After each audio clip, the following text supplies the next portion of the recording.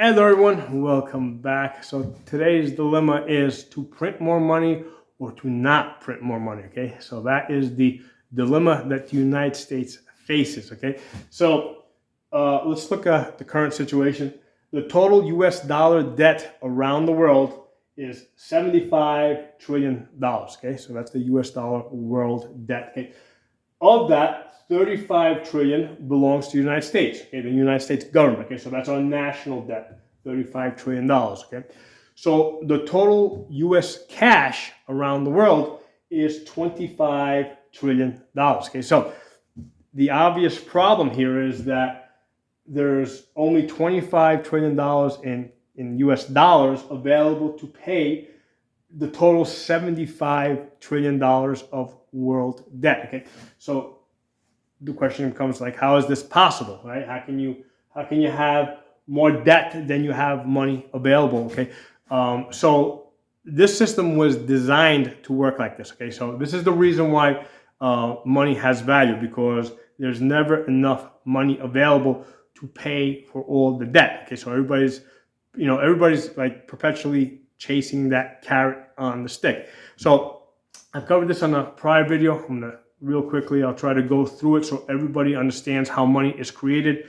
When you take a mortgage on a house, okay, your local bank creates the money. They take the deed to the house, they take ownership of the house, and they use that to create money. And they only create the principal amount. They don't create the interest. So if you get a mortgage for $200,000, you have to pay back $300,000, okay? So this happens to everybody across the board, okay? So let's say this year in my generation, everybody that gets a mortgage for $200,000 has to pay back $300,000.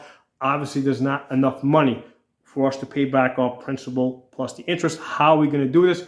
Well, we're depending on the next generation, next year, to come in and create more money, okay? So next year, people come in, they take out mortgages. I do business with those people, and that's how I get my principal plus my interest to pay back the total of $300,000.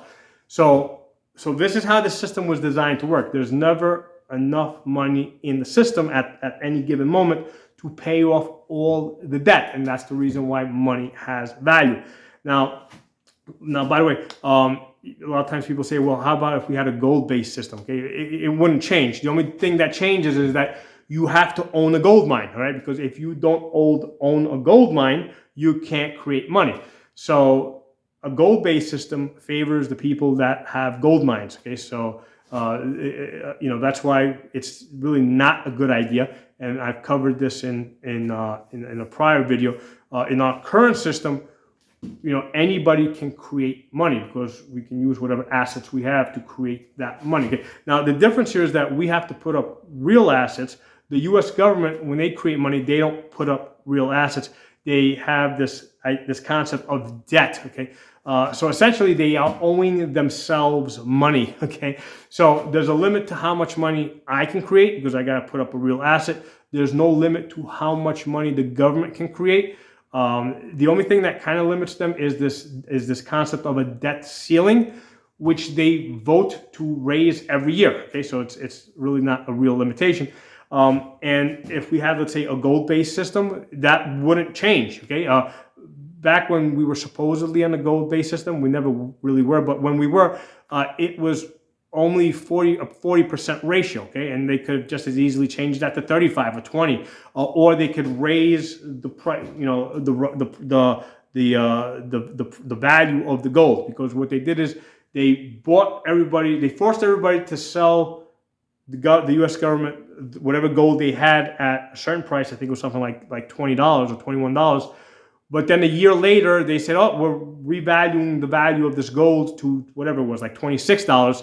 So that allowed the U.S. government to now print up more money. So the point is that the government has cheated the system in the past. They cheat the system now, and they will cheat any other alternative system. Okay, so it's not a question of what system is being used.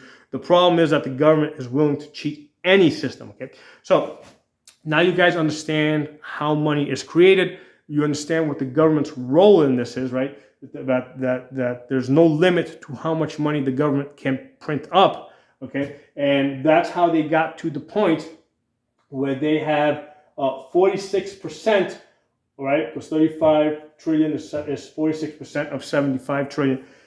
That's how they got to the point where the U.S. government holds 46% of all the dollar debt in the entire world, okay? So looking at the system here, let's forget about the $35 trillion that the federal government owes, because they're never going to pay it back. They have no intention of paying it back. You know, they owe that debt basically to themselves. So that doesn't matter, okay? Let's look at the rest of this 75 trillion. So the difference here is $40 trillion. So there's the rest of the world, besides the U.S. government, the rest of the world has $40 trillion in U.S. dollar debt, right? That includes U.S. citizens and U.S. corporations.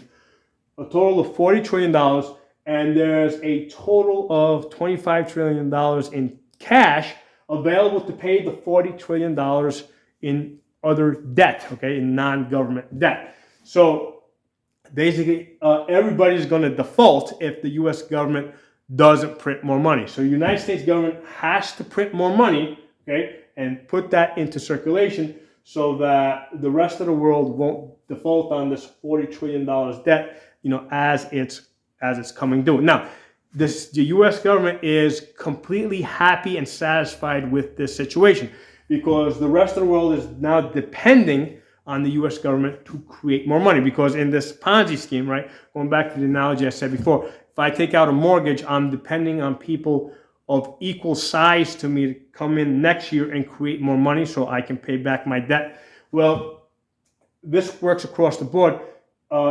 Because the U.S. government is 46% of the total debt, the rest of the world is depending on somebody the size of the U.S. government to come into the system and create more money. There is nobody else, so the only person that can create more money to keep this Ponzi scheme going is the U.S. government itself. So the U.S. government has created a situation where the world is depending on it to create more money. And this gives the U.S. government lots of power because now they're in a situation to say, hey, we like this industry, we don't like that industry, we like this country, we don't like that country, so we're gonna create more money for you guys, and we're gonna lend more money to you guys, but we're not doing it for you, and you. So the U.S. government is now in a position to determine, who survives and who goes out of business. Okay, so the U.S. government loves this system. The thing that they weren't expecting, that they weren't prepared for, is that there would be some competition. Okay, so the rest of the world, right, has become aware of what the U.S. government is doing, and they're like, we don't want to play your game anymore. Okay, so you have I think something of between 40 and 50 countries around the world uniting into this BRICS alliance. Right, and they're saying that they're going to do business amongst themselves in their local currencies. They're no longer going to use U.S. dollars to do business. Okay, and Saudi Arabia recently said that they're no longer going to force the rest of the world to buy oil from them in U.S. dollars, because that was the standard that they had been using for the last 50 to 75 years.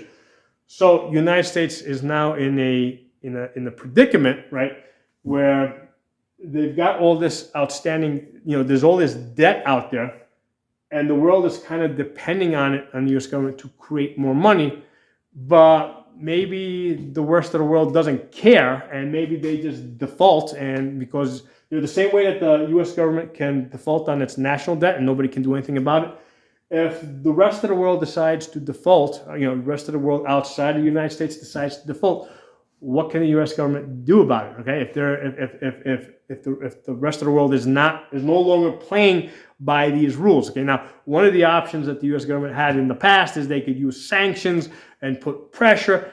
And this situation in this war in Ukraine has completely collapsed that system because the United States threw their best sanctions at Russia, and it did nothing for them. In fact, it made them stronger and made their economy stronger. They found another way to do business, okay? So the rest of the world is looking at this situation in Ukraine with the sanctions on Russia, and they're saying, hey, maybe we don't have to do business with the United States and we don't have to do business in US dollars.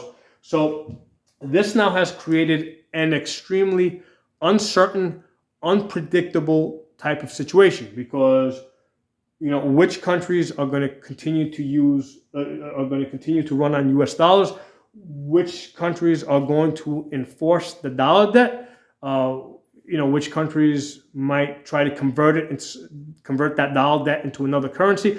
We don't know. This is now a great unknown. The only thing that the US government can do at this point is control the dollar debt inside of the United States. And there's more US dollars outside the United States than inside the United States. So what that means is that the US government has lost a lot of power by other countries around the world uniting to do business in other currencies. Okay, and it's not just economic alliances, but they're also forming military alliances. Okay, so in the past, the United States has proven that it is really good at beating up on small countries. Okay, well, the situation now in between Russia and Ukraine, where they've been backing and throwing everything they have available into Ukraine, and it's not making a difference. So now the rest of the world is looking at this situation, okay, and they're seeing that there's alternatives, okay. The United States, the rest of the world militarily is starting to catch up, because the U.S. military was heavily dependent on technology. Well, that technology now has spread to the rest of the world. The United States no longer has a military technological advantage. Okay, the rest of the world is starting to catch up, and we're seeing that the help that the United States has been giving to Ukraine has been increasingly less effective. Okay, so this is all creating a very uncertain situation for the U.S. government. They don't know, they don't know where things are going to land. Okay, this is a highly unpredictable type of situation. And if we look at how the United States became a world power, well, going back pre-1950s, I mean, they were a production powerhouse. Okay, well, we no longer are a production powerhouse, right? All the production is being done outside the United States. What we have become is a money printing powerhouse. So we've been printing money, and we've been using that printed money to buy goods from outside the United States. So a lot of times people consider is what's a good trade? Okay, do we want imports? Do we want exports? Well, an ideal situation is where I'm receiving things of value, but paying back junk. Okay, so I want to receive stuff of value, but not give back anything of value, certainly not something that's valuable to me. So that's exactly what the United States has been doing. We've been importing all these goods and paying for it with printed money, right, which has very little value because it's just printed money. And the world has decided that they really want to get away from accepting our printed money. So if they're no longer going to be accepting our printed money, right, electronically printed money, okay, and we no longer have production in the United States, what are we left with? What do we have? Okay, well, the only thing that we have, right, because there's three things that made us a world power: production, money printing, and war. Okay, so what are we left with if we no longer have production and money printing? All we have is war. Okay, so from the conventional side, what we're seeing in Ukraine is that our conventional weapons, at best, they're on par with what everybody else has, okay? Because again, the world has caught up. So the only advantage that we really have in war are our nuclear missiles, right? Our ballistic nuclear missiles. That's the only ace that the United States has left, okay? So the question now becomes, is the United States going to use that ace card? To what extent are they going to use that ace card? Because that's the only thing they've got left, right? If you don't have production, you don't have money printing, your conventional war equipment is substandard at this point, right? Because most of our tanks, our airplanes, I mean, they were designed back like in the 70s to be used in the 80s and 90s. At this point, a lot of that stuff is old, okay? So as far as the ballistic missiles, right? So here's the thing, you don't need thousands of ballistic missiles, right? All you need is about 20 of them to get through, right? And that will change, that will change the landscape. That'll change economies. That'll change, lots of things. Okay, so the way I've heard it put, okay, is the United States, as far as worldwide nuclear war. Okay, the United States is committed to being the lone superpower. Okay, you listen to Republicans, you listen to Democrats. Okay, they're all talking that same line. They're all absolutely committed to being for the United States being the lone superpower at all costs. Okay, and that includes worldwide nuclear war, where everyone around the world is reduced to 20%. So. This military elite politicians, these military people, military corporations, okay, they're okay with the United States being reduced to 20% as long as the rest of the world, okay, is also reduced to 20%, and the United States is the lone superpower of whatever is left, okay. So that's the situation that I'm seeing here, okay, and. I don't even think it matters so much at this point who the president is, right?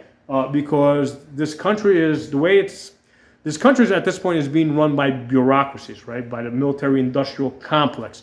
So what we saw, let's say, when Trump was president in back between 2016 and 2020. Okay, he really couldn't get anything done, right? Because they were just tying him up in the courts. They were tying him up within the bureaucratic circles. Okay, so even if Trump, let's say, gets elected president, okay, and he decides that he doesn't want to have World War III, okay, he's going to put a stop to the plans of the military and the industrial military complex. He doesn't want World War III. But all they got to do is wait him out 4 years, okay? Because the next person that gets in, maybe he'll be Lindsey Graham, right? A Republican that, I think he would be all great for World War III, and there's many other Republicans like him. So it doesn't matter whether it's Republican or a Democrat. It's a question of, this is where the cards are right now, okay? This is what the picture is. You've got the U.S. dollar, okay, is the most powerful weapon of the United States, and right now it is at risk. Okay, and the United States will do everything and anything to protect its most powerful weapon, the U.S. dollar, so that it can maintain its position as the lone superpower of the world. Okay, and if the U.S. dollar as a weapon doesn't work, they're going to go to their next most powerful weapon, which is the nuclear weapons. Okay, so let me know what you guys think. If you got a different opinion, if you see things differently, please let me know. Please prove me wrong. Okay, I would love to be wrong on something like this, but this is how I see the current situation. So drop some comments, and I'll talk to you all soon.